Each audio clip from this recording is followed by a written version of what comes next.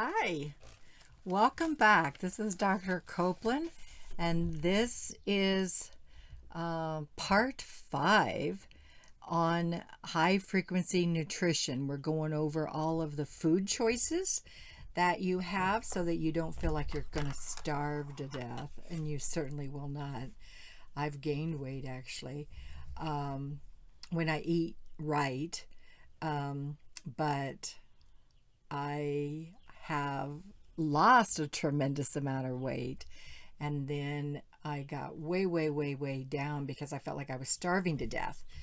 And I started figuring out, what to get rid of and what worked and what didn't work. And actually started putting a little bit of weight back on. And I'm a perfect size 10 to size 8 right now. And I'm very, very happy with that. I just wish I had a little more strength, but I'm almost 70 years old, and I've done a lot of lifting and a lot of working out and been pretty physically active most of my life. So I'm good. I'm good with that. I'd like to be a little bit better, and as soon as all this book and everything is published, we're going to work on that. It's just a matter of finding the time to pull it off. All right, so part 5 on high frequency nutrition is about berries. So berries are, your blueberries, your raspberries, marionberries, huckleberries, strawberries, cranberries. They're small little berries, but they're really high in antioxidants. And so if you need your nutrition and you need high nutrition, high dense nutrition, go berries. Okay, so I live with blueberries, and they're always organic. These are probably on their last day. It says Townsend Farms, product of the USA. Wash all fresh fruits and vegetables prior to eating. Why do you think that is? Because they're organic. They're grown. There are blowovers in every field, in every garden. And maybe your neighbor is spraying pesticides or put fertilizer spray. When I drove into a town the other day, there was a crop duster flying right over a field of hay. So I'm sure not all of it landed right on that crop. Some of it, if there's a garden nearby, got sprayed. So you need to know where you're at, take into account the area. I can see that sometimes in this country we're going to have to become a little obsessive compulsive about what we eat and where we grow. And I remember years ago I watched the show Portlanders, and there was a segment on there where they knew where the chicken came from, what farm, what it had, what time of day it ate, who its parents were, and its offspring, and they all had a name. And that's how much information they had at the table before they ordered the chicken. So, not that I think we're all going to go there, but I think we need a little bit more contemplation and consideration in our food choices before we make them. Number 1, read the label. Number 2, buy it organic to begin with. Number 3, buy it in the season that it's grown, that it's harvested. Asparagus in the spring when it's coming and sprouting is divine. Asparagus toward fall, it's a little chewy and strawish, and it's not as tender. Okay, so with that being said, the season that it's grown, it's more of a macrobiotic approach. There's a word you might want to look up and research. It's the season that things come into maturity. It's also things that are grown in your neighborhood, in your climate zone. And when they're harvested, that's the best time to eat them. Okay? So that there's never a need to preserve, freeze, store, because those things just raise the risk of the fruit itself or the berries or the vegetables. Okay? So if we can always eat fresher in the season it's grown, in the region it's grown, we're going to acclimate our bodies to that zone.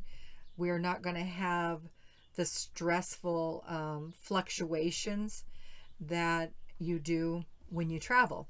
And for me, traveling, I so enjoy it. I love it, love it, love it, love it, love it.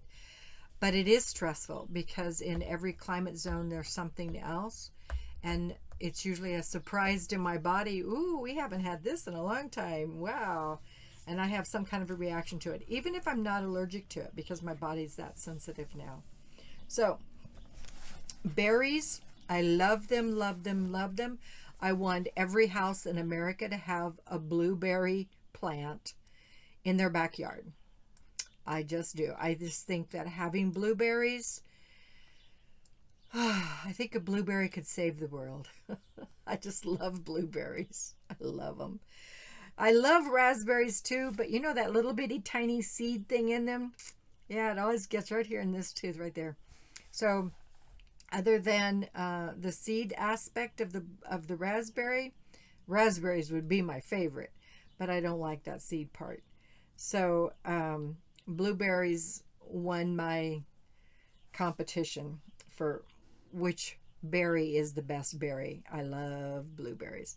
And in other cultures and other countries, there are other berries that are really well known for healing properties and having medicinal effects that help certain illnesses, like helps the flu, or it helps your immune system, boost your immune system.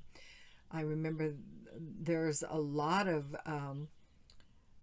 naturopaths that were involved in some of the companies where the juice of the berries was the number one ingredient, and then they were preserving and packaging and shipping those products all over the world. And those were really good products, really good berries. I mean, they were just really, really good. A blueberry and a raspberry, you can always eat them fresh. Always eat them fresh. Always find them organic. Wash them, wash them, wash them before you eat them. I don't care how much the package says pre-washed, ready to eat. Don't believe them. Do it again. Be mindful of that. You know, it's like I tell my students when they are setting up a massage room or an aesthetics room, do not assume that somebody with a lot of germs has not sneezed in here. Do not think that the cleaning lady didn't lay down and take a nap on the facial bed. Okay? Clean it when you leave and clean it when you arrive. Sanitize, sanitize, sanitize. You cannot sanitize enough. And especially your food. You are putting that in your body. I use a light Brog apple cider vinegar, just a spray. And I'll spray on my groceries when I get them home, put them in a bowl, let them soak for 5 to 10 minutes while I'm putting away everything else. I come back and rinse them, put them in a strainer, jiggle all the extra water out of them, and rinse them, rinse them, rinse them until they feel like there's no more apple cider vinegar on them. And so with that being said, that's how I'll package them and put them in the refrigerator or put them on the shelf and keep them like that until they're ready to be eaten. The only thing I don't do that with is a banana. That peel comes off completely. And sometimes I don't do it with oranges, but I still wash them before I peel them because I don't know who touched it. And that can be very upsetting to my mind and my heart. And I just need to be careful. I need to be careful because my immune system doesn't tolerate much. That's why I've been in such a hurry to get all this work done, to get it prepared. Because one, I don't know how much time I have left. And two, I really want to build the education and the awareness and the speaking voices of people who have autoimmune challenges like I do around food. And hopefully, maybe long after I'm gone, they'll look back on these videos and say, that old lady knew something. She was telling us what to do all along. We should have listened. Yeah. Don't let it be that story. Don't let it be that story. Be proactive. Advocate for yourself. Wash your food. Preserve it for yourself, because it's not about a conspiracy. Pesticides are meant to kill things, bugs. And silicone, as in silicone breast implants, is meant to kill cockroaches. And yet they put that in women's bodies.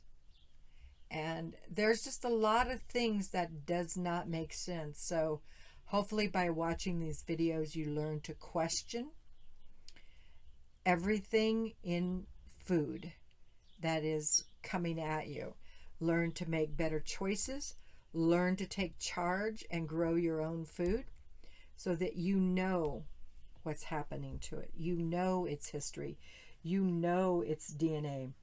Pray over your food. Bless it. Charge it with love. Give it your thanks, your gratitude, because that fruit is serving your body. It's giving you energy.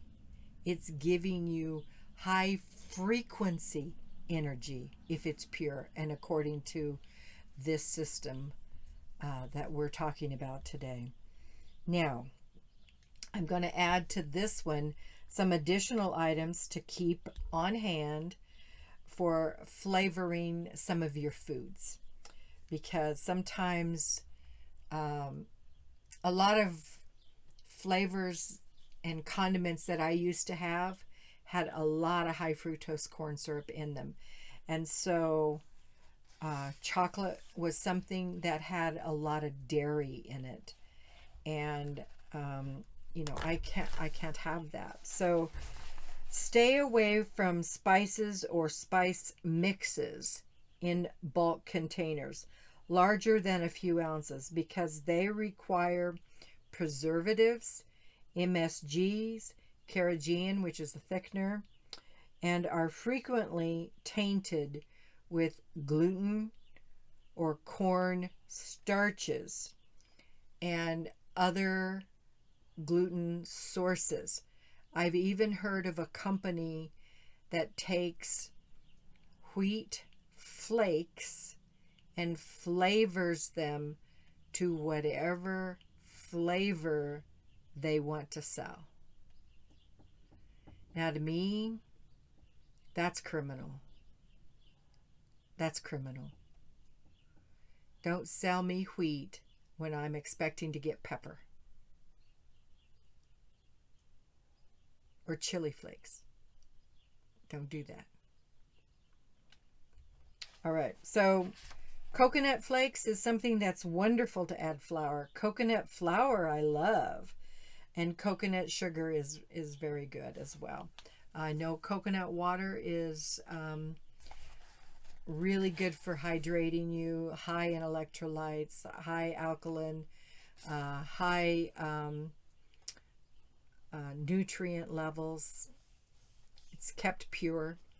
So with that being said, look for your resources. Make sure it's not contaminated with high fructose corn syrup. Why in God's name would they do that anyway?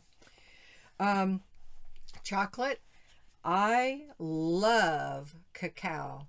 I like even saying the word cacao, cacao, cacao. I drive my daughter crazy.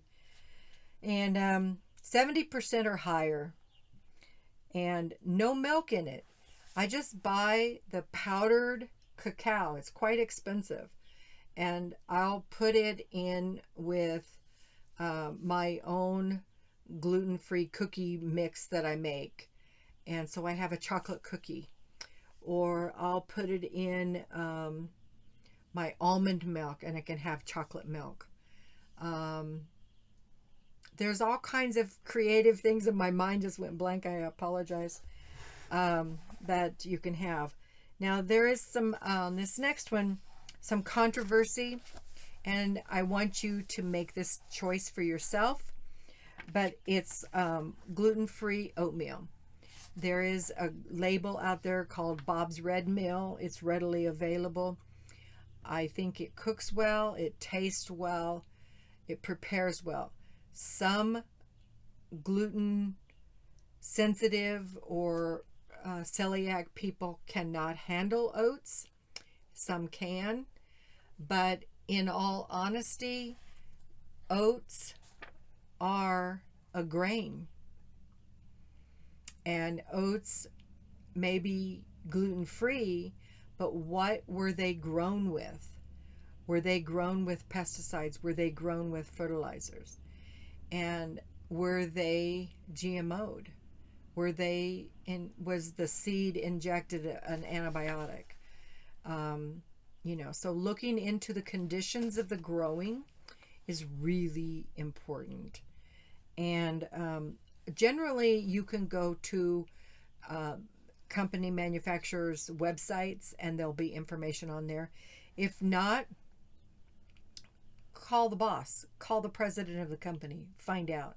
If they can't tell you the source and tell you if it's GMO, tell you if there's preservatives, fertilizers, pesticides grown on the crops, avoid it. It's not worth the risk.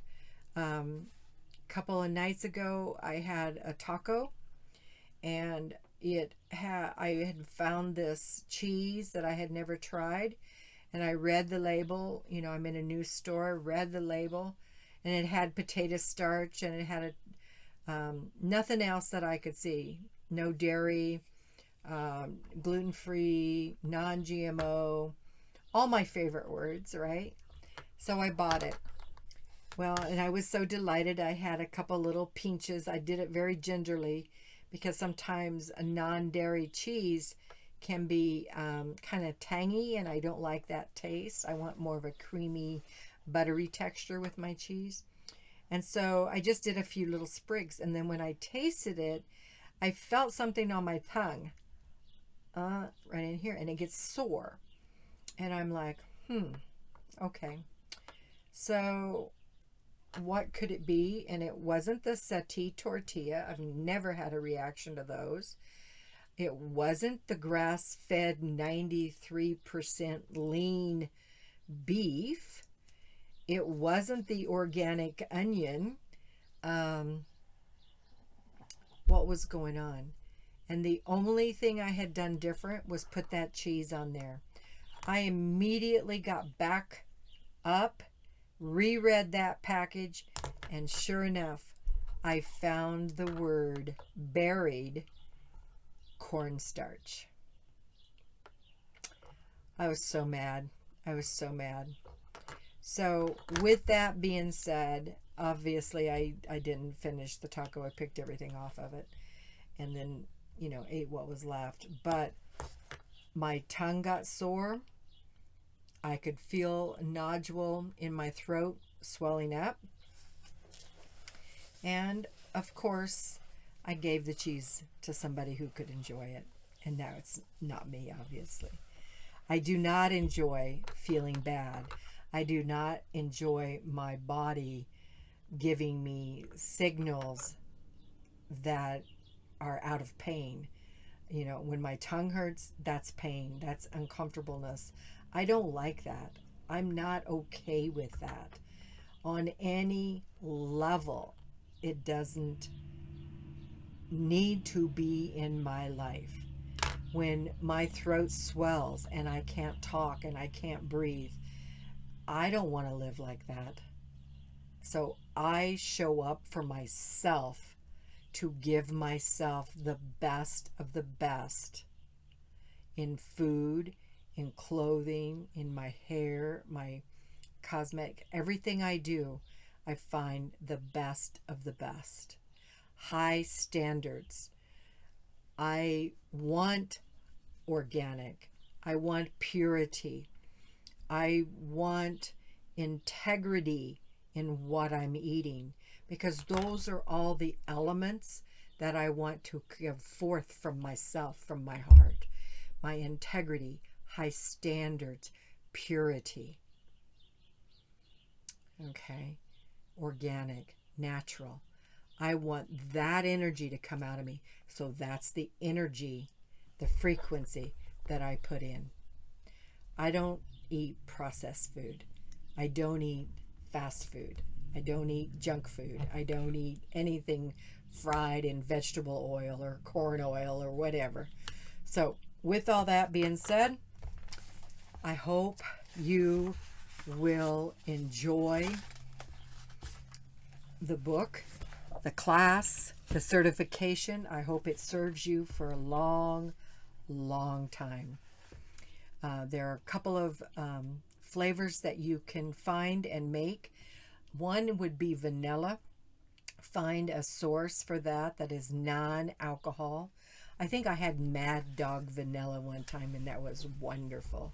I found it in it was alcohol free. I found it in a health food store up in Astoria, Oregon. Peppercorns and chili flakes, those are wonderful things to add to flavor.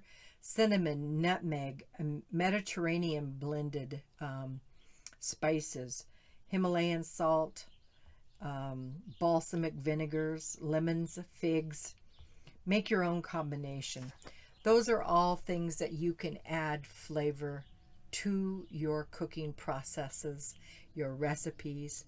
And as most of you know, and is in this book, I love the Young Living Vitality oils because they are ingestible.